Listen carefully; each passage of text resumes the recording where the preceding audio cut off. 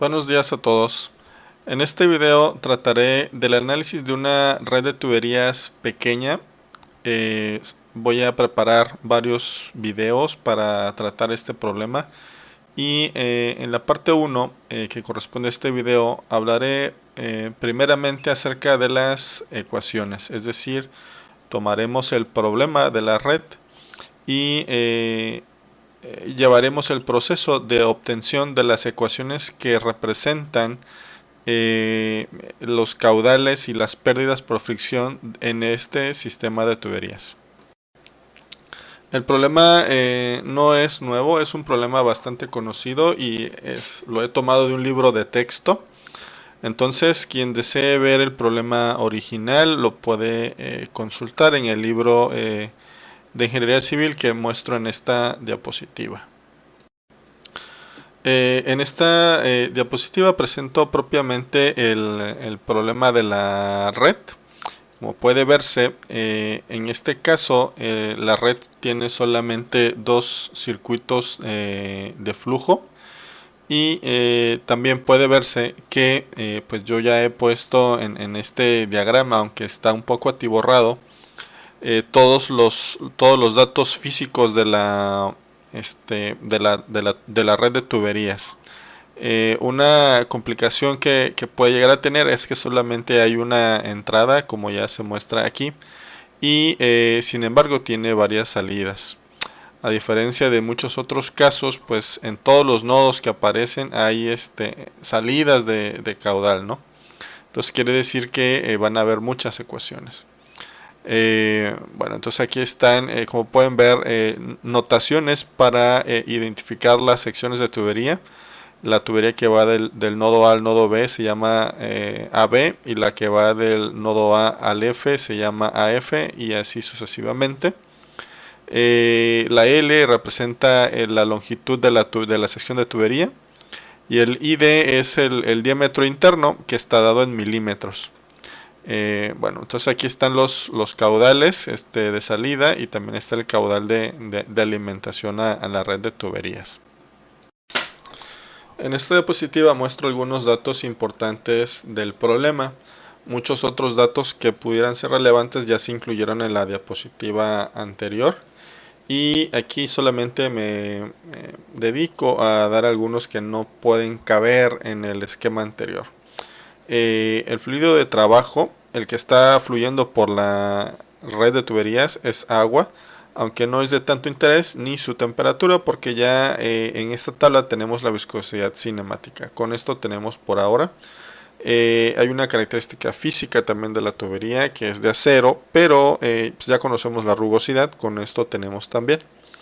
Hay otros datos aquí y que caracterizan el sistema de tuberías. Este sistema de tuberías es un poco distinto de los tradicionales porque la tubería tiene variaciones en la altura.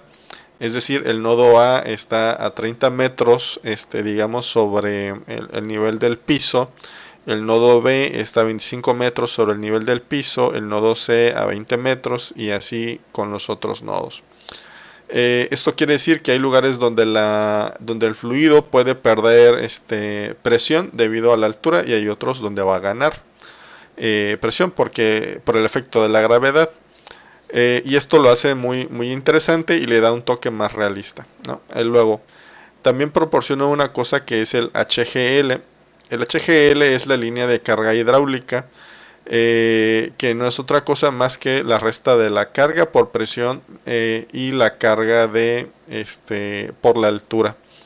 En general se da siempre en los, digamos, diagramas o planos de sistemas de tubería de carácter profesional. Entonces el HGL es algo que todo ingeniero debe tener ya y se proporciona para un nodo solamente, digamos aquí para el nodo A. Digamos, es un dato que nosotros podríamos conocer a priori, ¿no? En el nodo A, cuando todo inicie, ahí vamos a tener este dato. Y ya de ahí, a partir de se determina todo lo demás, ¿no? Entonces, para este caso, la carga hidráulica es de 70 metros. No tiene nada que ver con los otros datos, porque los otros son alturas tal cual, pero estos 70 metros que menciono en el HGL no son no es una longitud como las otras, sino que tiene que ver con pérdidas, con pérdidas. Entonces, bueno, estos son los datos importantes y más relevantes para este problema. Y a partir de estos ya podemos iniciar con el tratamiento de la red de tuberías. Ok, quien no esté familiarizado con este tipo de problemas, eh, puede ver con más detenimiento esta diapositiva acerca de las incógnitas. ¿Qué es lo que tenemos que hacer con este problema? Porque no se ha dicho. Bueno, debe decirse que es necesario determinar los caudales y las presiones en cada nodo. Ahorita hablaremos un poco más de eso. Pero ¿cómo tratar o iniciar con el análisis de la red? Bueno, lo primero que debe hacerse de acuerdo con el punto 1 es establecer las direcciones de flujo del fluido en cada sección de tubería, que como puede verse en la diapositiva 3, pues no está. En el punto 2 dice determinar los caudales para cada sección de tubería. Ya que se tienen las direcciones de flujo, es posible empezar a calcular o estimar los caudales. En el punto 3 dice determinar las pérdidas por fricción. Bueno, las pérdidas por fricción junto con los caudales se determinan de manera simultánea. No hay una manera no hay una manera de determinarlos de manera independiente, están ambos ligados. Teniendo ya las pérdidas y los caudales, es posible determinar posteriormente la presión en cada nodo de la red, conociendo obviamente el valor del HGL, de la carga hidráulica. Hay diversos métodos por ahí. Si van al libro de la referencia que menciono en la diapositiva 2, verán que hay varios métodos, pero el que es más común y al cual nos vamos a dedicar en este video es el método de Hardy-Cross. Entonces, en este video y en los otros que vamos a preparar relacionados con este mismo caso, usaremos el método de Hardy-Cross. Bien, esta diapositiva la he preparado precisamente para hablar acerca de las direcciones de flujo.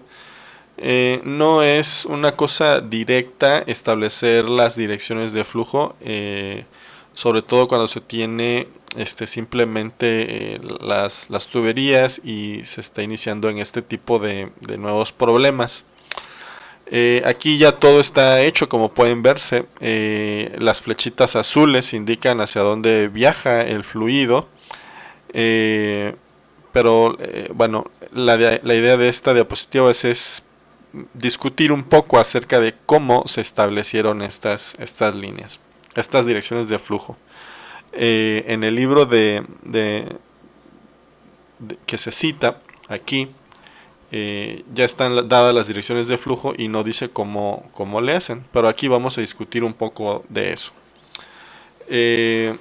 Todo esto es meramente a priori, debe decirse. Estas direcciones de flujo obedecen a ciertas a cierta experiencia que tiene uno en la solución de este tipo de problemas, pero también debe decirse que si estas direcciones de flujo no están bien establecidas, y lo de bien establecidas es relativo, posiblemente el problema no pueda resolverse. No sé si esto queda claro, porque al final de cuentas lo que se tiene es un conjunto de ecuaciones y es difícil hallar las raíces de esas ecuaciones. Entonces, si uno tiene alguna dirección de flujo incorrecta, puede siempre regresar al diagrama, cambiar la dirección de algún caudal donde sospeche que pueda haber algo que deba cambiarse, y al resolverse otra vez las ecuaciones de manera milagrosa podrían llegar a una raíz, ¿no? Entonces, esa es una cuestión, ¿no? Ahora, hay otros paquetes de cómputo más avanzados que no importa tanto si te equivocas en las direcciones de flujo. el problema o el método de manera automática se va adaptando, y uno esperaría que, por ejemplo, digamos, si la flecha que indica el flujo, digamos, del nodo B al nodo E estuviese puesta al revés, entonces lo que uno esperaría o diría, pues bueno, es que cuando yo resuelva las ecuaciones, no importa que esto esté mal o que no esté bien, sino que el caudal que me dé aquí pues me va a dar negativo, ¿no? Entonces querría decir que la dirección era al revés, ¿no? Entonces hay varias cosas que uno puede pensar, pero lo importante es darle a las ecuaciones como insumo direcciones de flujo que sean lo más razonadas posibles. Bien, creo que vale la pena iniciar primero con definir una convención de signos. Esta convención de signos yo la puse así, pero puede cambiarse, nada más tiene que ser consistente. Por ejemplo, yo digo que hacia la derecha todas las direcciones de flujo van a ser positivas. Entonces, si yo digo que en el sentido de las manecillas del reloj, como lo muestro en la diapositiva, todo es positivo, en el nodo 1, en el nodo 2 debe respetarse la misma convención de signos. Ahora, si alguien dice, no, pues es que a mí no me gusta a la derecha, yo quiero que sea a la izquierda, también puede ser. Si ustedes dicen que en el sentido contrario a las manecillas del reloj todo es positivo, está bien, pero entonces tendrían que irse al nodo 2 y ahí tendría que ser igual. En el sentido contrario de las manecillas del reloj, todo tendría que ser positivo. Esta consistencia debe ser importante y debe respetarse. Bueno, entonces teniendo esta convención de signos, ya nosotros podemos hacer otra cosa que después vamos a empatar con esto. Iniciemos con las direcciones de flujo entonces. Como ven, hay un caudal que entra de 220 litros por segundo en el nodo A. Este caudal que entra en el nodo A, pues lo que uno esperaría es que cuando entra aquí, como hay una bifurcación, pues una parte se vaya por la tubería AB y otra parte se vaya por la tubería AF. Entonces estos dos pues cuadran con nuestra lógica o con nuestro sentido común de que la flecha del caudal deba ir en esta dirección, ¿de acuerdo? De igual manera, si vemos en el nodo B, en el nodo B el caudal, hay una salida de 60 litros por segundo. Entonces quiere decir que, pues bueno, el caudal que viene de A a B, una parte sale por acá.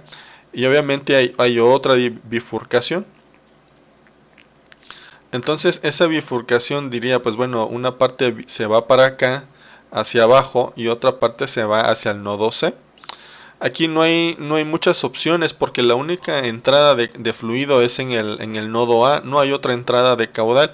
Entonces, no es descabellado pensar que una parte se va a ir a B, se va a ir hacia el nodo B a través de la tubería BE, y otra parte se va a seguir derecho a través de la tubería BC, ¿no? Hasta el nodo C para que salgan 40 litros por segundo. Hasta ese punto estamos bien, ¿no? Porque ya hemos dado con un razonamiento para establecer estas flechas. Obviamente en el nodo D, como ustedes ven, y en el nodo E hay salidas de caudal. Entonces aquí lo que podríamos pensar es, bueno, si aquí ya no va a entrar, si para acá ya no hay más entradas de caudal, sino más que salidas, pues lo que uno pensaría, pues bueno, si sigue entrando más fluido aquí, pues otra parte va a irse para acá, hacia el nodo D, a través de la tubería CD. Y bueno, de lo que llegue aquí a través de la tubería AF y de la tubería BE, pues bueno, en el nodo E van a salir 50 litros por segundo. Y eso ya nos quedaría claro. Y acá también van a salir 40 litros por segundo por la tubería, por el nodo F. Y tenemos como incógnitas, bueno, qué signo o qué dirección de flujo le ponemos a la F, a la tubería FE o EF, perdón, y a la tubería ED. Aquí uno le puede pensar mucho porque no queda muy claro cuáles son las directrices que uno podría seguir. porque aquí ya el razonamiento físico se nos queda un poco corto. Cómo hacerle, ¿no? No hay una cosa que podamos pensar para razonar y establecer estas direcciones de flujo. Bueno, entonces aquí hay hay un truco que no siempre aplica, pero puede usarse en algunos casos. Bueno, en sistemas de tuberías donde hay un lazo, un rizo, ¿no? O un circuito de flujo que tiene cuatro sistemas de, bueno, que tiene cuatro secciones de tubería. Una cosa que se puede hacer es, bueno, si hay dos direcciones de flujo que concuerdan, debe haber otras dos que también concuerden, ¿no? No sé si me explico. Si hay dos a la derecha, pues deben haber dos a la izquierda. Esto no tiene mucho trasfondo físico, sino simplemente es como una cosa como de completez que ayuda mucho en las ecuaciones. Entonces es lo que yo regularmente hago. Entonces si tienen dos direcciones de flujo a la derecha, pues debe haber dos a la izquierda para que estén como balanceados. Entonces aquí yo le pongo esta otra hacia acá, hacia la derecha. Y luego lo mismo en el circuito 2, si hay dos hacia la derecha, debe haber dos hacia la izquierda. Entonces la dirección del caudal en la tubería ED, pues me toca que es de izquierda a derecha, ¿no? Entonces, esta es una manera muy burda y no siempre funciona. Puede ser que falle, ¿no? Pero es una manera de salir del paso. Después de todo, lo que veríamos es que si esto está incorrecto, pues el problema nos lo podría decir. Es decir, nos daría que el caudal que está en esta tubería EF, a lo mejor en vez de que sea en esta dirección, lo que nos dé distinto, ¿no? Bueno, entonces esa es la idea de esto. De esta manera se determinan los caudales y ya con esto hemos avanzado un poco más en cómo entender el análisis de la red de tuberías, que aquí está un poco más sencilla. Bien, el siguiente punto es el balance de masa. Yo le digo balance de masa en los nodos y cuadra mucho con eso del balance de masa, de todo lo que entra tiene que salir. Aunque en algunos autores, en algunos textos, le pueden llamar ecuaciones de flujo o flow rate equations. Yo le llamo balance de masa porque eso es prácticamente lo que hacemos, ¿no? Bien.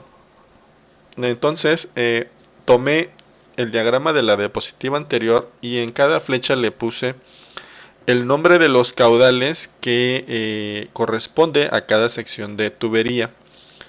Como ya pueden ver, entonces están las letras que identifican a la sección de tubería. Entonces lo que hacemos es, si ustedes se dan cuenta, ver aquí que en este nodo, en el nodo A, por ejemplo, entran 200 litros y estos 220 litros por segundo se descomponen en dos caudales, caudal AB y QAF. Entonces, digamos, hablando de este nodo, lo que querríamos ver entonces es, bueno, si yo sumo el caudal AB más el QAF, debe darme 220 litros por segundo. Y esta ecuación escrita matemáticamente correspondería a un balance.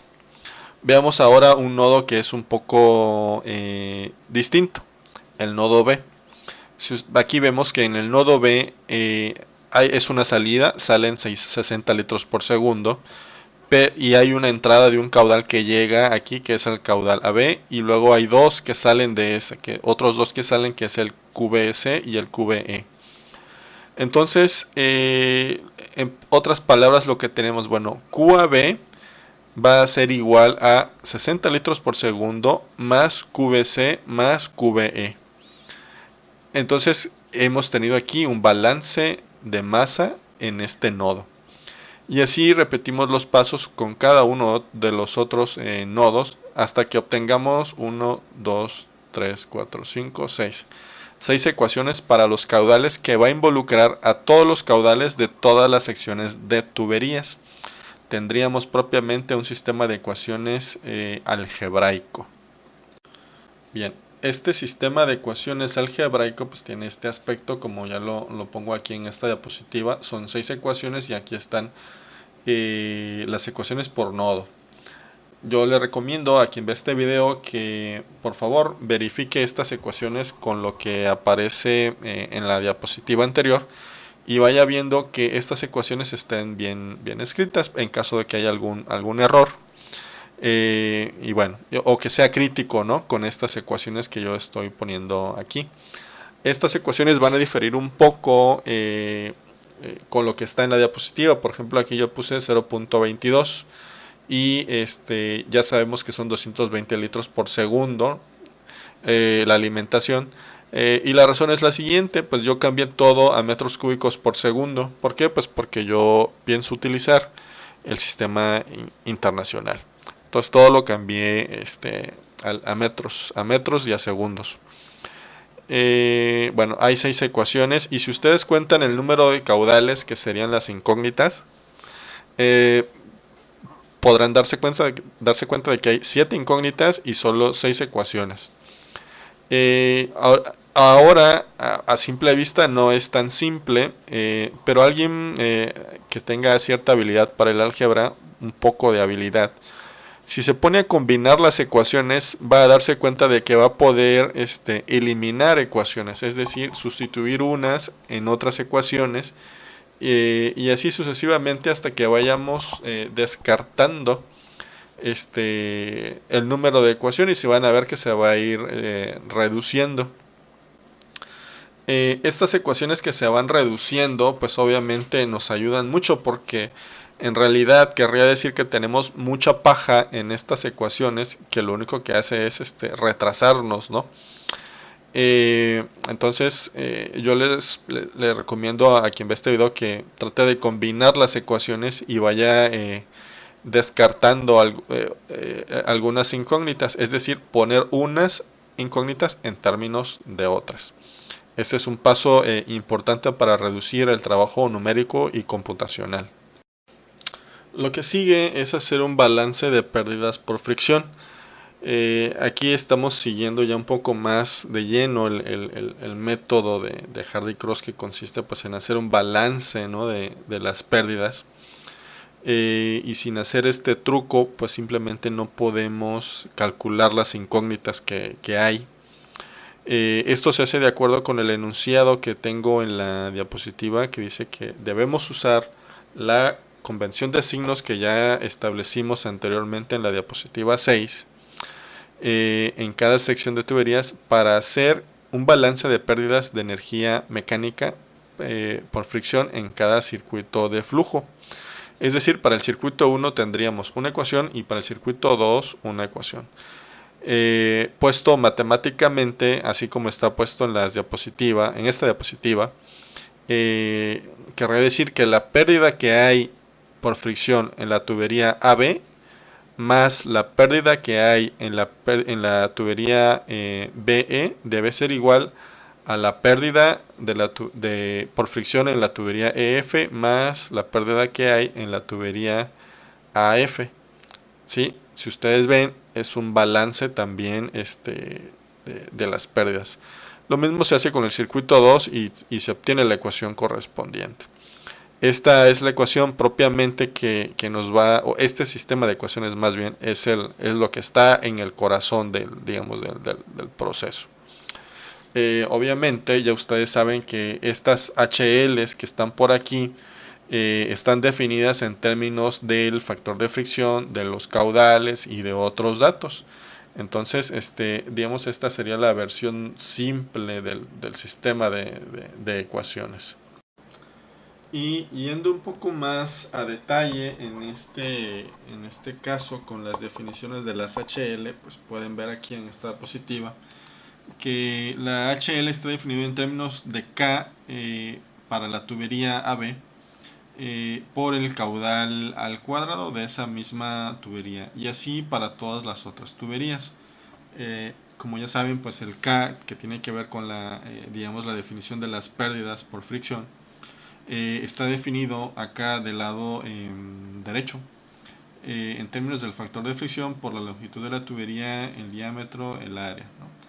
y la gravedad. Entonces aquí está todo de manera bastante explícita, también por la misma simplicidad que tiene el sistema. Y bueno, y ya lo único que habría que hacer es, pues digamos, para cuando se vaya a hacer en un programa, sería sustituir el K en la ecuación del HL y luego el HL llevarlo a las ecuaciones que están en la diapositiva anterior. Y tendríamos una ecuación bastante grande, pero sería la que habría que manejar para este caso. Bien, hay dos posibilidades para el factor de fricción. Bueno, una es que usemos la ecuación de Colebrook para resolver para el factor de fricción, lo cual implicaría un poco más de trabajo, pero si lo hace la computadora no sería tan tedioso. Sin embargo, para hacerlo más simple, en caso de que alguien desee hacerlo usando una hoja de Excel, podemos usar una aproximación, la de Swamy-Jain para el factor de fricción. Es una aproximación de la ecuación de Colebrook, que está en términos bastante sencillos y son las que yo muestro en esta diapositiva. Como pueden ver, hay varios números hay 7 factores de fricción. Hay uno para cada tubería y obviamente cada uno depende de su propio número de Reynolds y también depende de su propio diámetro. Ya había mencionado antes que las ecuaciones de los caudales pueden simplificarse para reducir el número de ecuaciones. Bueno, entonces si alguien lo hizo, puede verificar si se parece a lo que yo tengo aquí. Esto no son soluciones únicas, pueden haber varias otras maneras de expresar los caudales. En este caso, pues yo escogí que estuviera el caudal AF y el caudal BE como únicas incógnitas. Y si ustedes se dan cuenta, todos los otros caudales, el AB, BC, CD, DE y el EF, todos esos están dados en términos del caudal AF y del BE. Es decir, solamente necesito calcular AF y BE para poder dar todos los demás. Eso es una cosa muy interesante porque al tener o usar estas definiciones de los caudales en las ecuaciones del factor de fricción, en la ecuación de las HLs y en las ecuaciones del balance de pérdidas que están en la diapositiva 9, obviamente lo que van a ver es que va a parecer que la ecuación se hace más grande, más compleja, pero en realidad lo que tendríamos por ganancia es que tendríamos, como ya sabrán, 2 ecuaciones y solamente 2 incógnitas, lo cual es bastante importante para la solución de este problema. Es decir, tenemos un sistema de ecuaciones que es consistente. Y bueno, hasta aquí llegamos con las ecuaciones del problema. Como ustedes pueden ver, si somos capaces de resolver esas ecuaciones para el balance de pérdidas en cada circuito, inmediatamente podremos determinar los caudales y también al mismo tiempo determinar las pérdidas en cada tubería. Obviamente hay varias maneras de hacerlo. Les digo, una forma de hacerlo es usando la aproximación de Hardy-Cross, y otra pues podría ser simplemente meterlo a un programa de cómputo que resuelva el sistema con fuerza bruta, ¿no? Con alguna rutina que tenga internamente ese programa. Nosotros vamos a seguir un proceso un poco más largo usando el método de Hardy-Cross, que es un método de aproximaciones. Eso lo haré o lo explicaré en un video posterior. Les recomiendo que busquen la parte 2 de este mismo video. Va a tener el mismo nombre, solamente que el distintivo de parte 2.